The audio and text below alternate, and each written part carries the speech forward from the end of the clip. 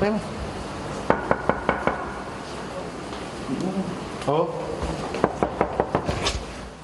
kos kecil di Kembangan, Jakarta Barat ini ternyata jadi pabrik ganja sintetis dan tembakau gorila.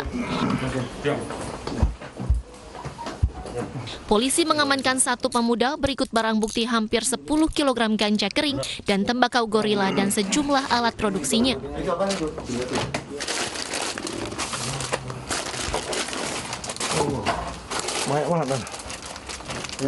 Di hadapan polisi, tersangka mengaku beroperasi seorang diri. Ada nggak?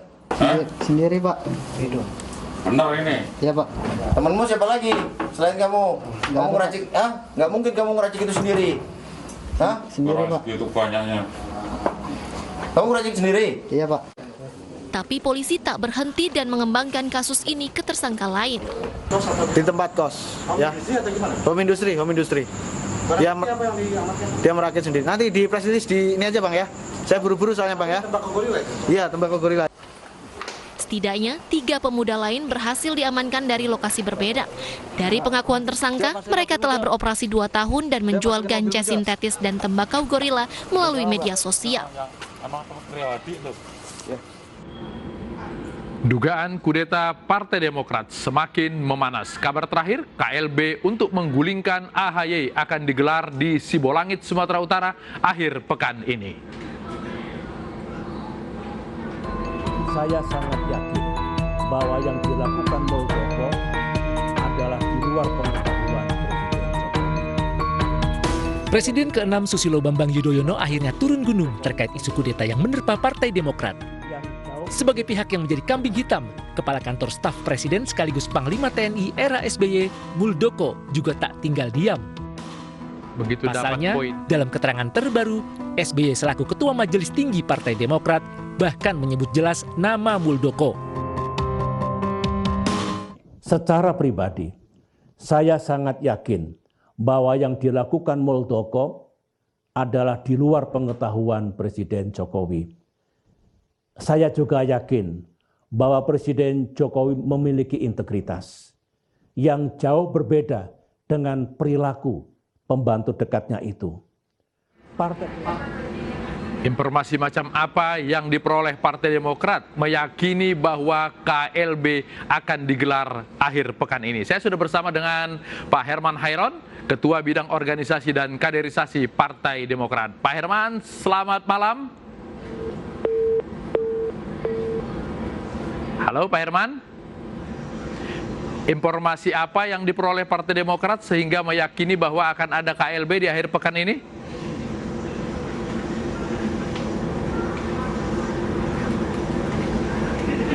Ya, sembari menunggu, jadi KLB Partai Demokrat ini dicuitkan di Twitter oleh salah seorang petinggi Partai Demokrat, Andi Arief, yang menyebutkan bahwa ada bukti-bukti yang diperoleh Partai Demokrat tentang adanya KLB di Sibolangit, Sumatera Utara. Kita akan coba kembali ke Pak Herman Hairon. Pak Herman?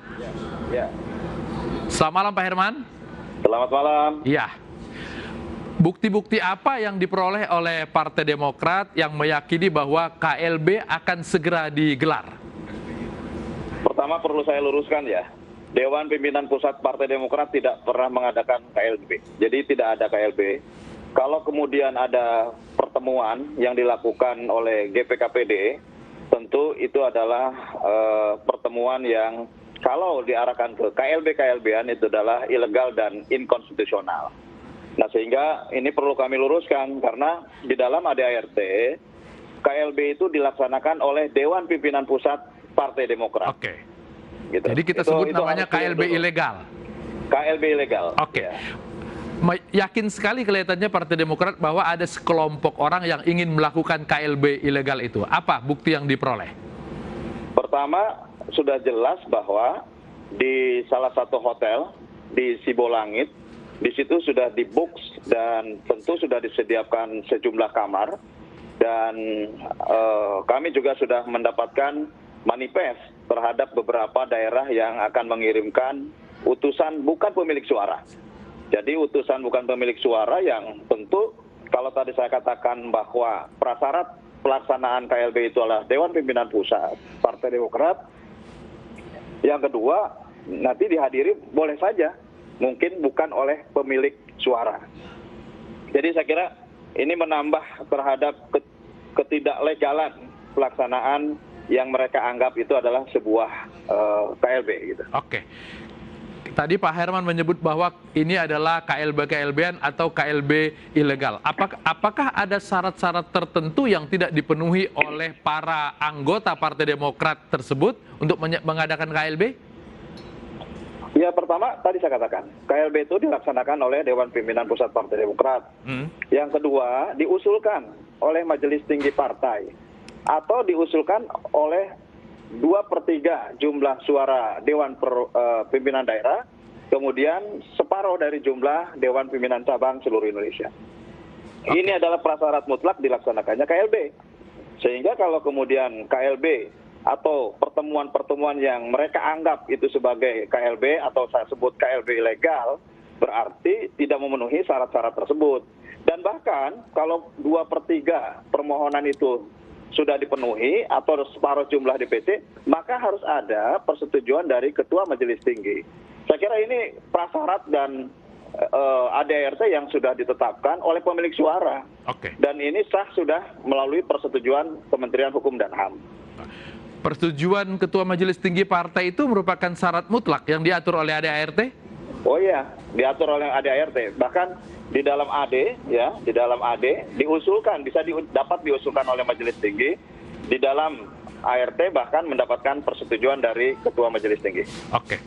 Ada nama Muldoko yang selalu disebut-sebut oleh para petinggi Partai Demokrat di belakang daripada kudeta ini. Tadi ada bukti bahwa ada tiket pesawat, kemudian ada daftar list hotel di Sibolangit. Apa sebetulnya yang dilakukan oleh Partai Demokrat supaya kemudian tindakan yang dilakukan oleh orang dekat Pak Jokowi ini berhenti? Ya, semestinya semua elemen negara membantu untuk menghentikan ini, gitu ya. Kalau kemudian bahwa kita ingin membuat iklim demokrasi yang sehat, sistem ketatanegaraan yang baik, dan mencontohkan menjadi panutan rakyat, semestinya hal-hal yang bersifat ilegal, inkonstitusional, yang tentu menyalahi terhadap aturan-aturan instrumen dari internal institusi yang bersangkutan, semestinya juga aparat penegak hukum juga dapat menghentikan itu. Bahkan kalau Muldoko betul-betul hadir dan akan melaksanakan kegiatan KLB ilegal tersebut, semestinya ya Presiden dapat mencegahnya gitu. Oke, bisakah ini dilaporkan ke kepolisian untuk menghentikan atau tidak mengeluarkan izin daripada acara di Sibolangit tersebut? Begini. Kami sudah mendapatkan informasi bahwa izin pelaksanaan itu atas nama Gamki, ya, dan ini berdasarkan laporan para kader dari Sumatera Utara. Jadi teman-teman di Sumatera Utara juga melaporkan kepada Dewan Pimpinan Pusat, dan tentu perizinan yang mereka tempuh atas nama kegiatan yang lain ini juga sedang dilaporkan kepada pihak berwajib. Oke, baik. Pak Herman Hairon, terima kasih sudah bergabung di iNewsroom malam hari ini. Selamat malam. Terima kasih.